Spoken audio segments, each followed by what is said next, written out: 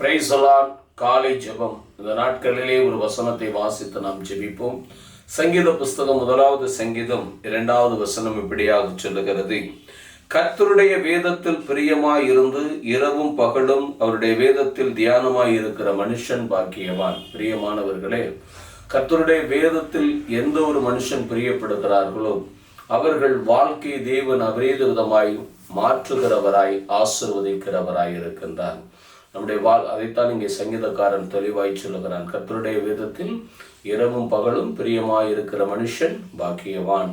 அப்ப கர்த்தருடைய வேதத்திலே நாம் பிரியப்படுகிற போது இயேசு கிறிஸ்து என்ன செய்கிறார் என்று சொன்னால் நம்முடைய வாழ்வாதாரத்தை மேம்படுத்துகிறவராய் இருக்கிறார். அடுத்த வசனம் சொல்லுகிறது: அவன் நீர்க்கால்களின் ஓரமாய் நடப்பட்டு தன் காலத்தில் தன் கனியை தந்து இலையுதிராதிருக்கிற மரத்தை போல் இருப்பான், அவன் செய்வதெல்லாம் வாய்க்கும் என்று சொல்லுகிறார்.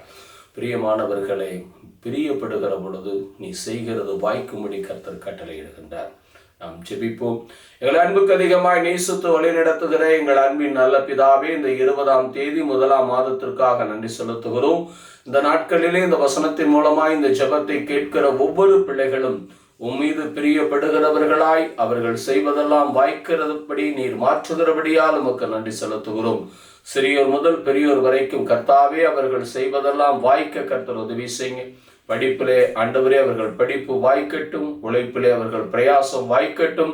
ஆண்டவரே அவர்கள் என்னென்ன காரியங்களுக்காய் ஜெபிக்கிறார்களோ அவைகளெல்லாம் வாய்க்க கர்த்தர் உதவி செய்யுங்க, ஆசீர்வதிங்க. சிறியோர் முதல் பெரியோர் வரைக்கும் தீர்க்காயுசையும் சுகபலனை கொடுத்து ஆசீர்வதிங்க.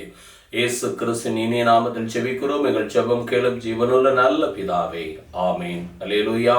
கர்த்தருக்கு ஸ்தோத்திரம்.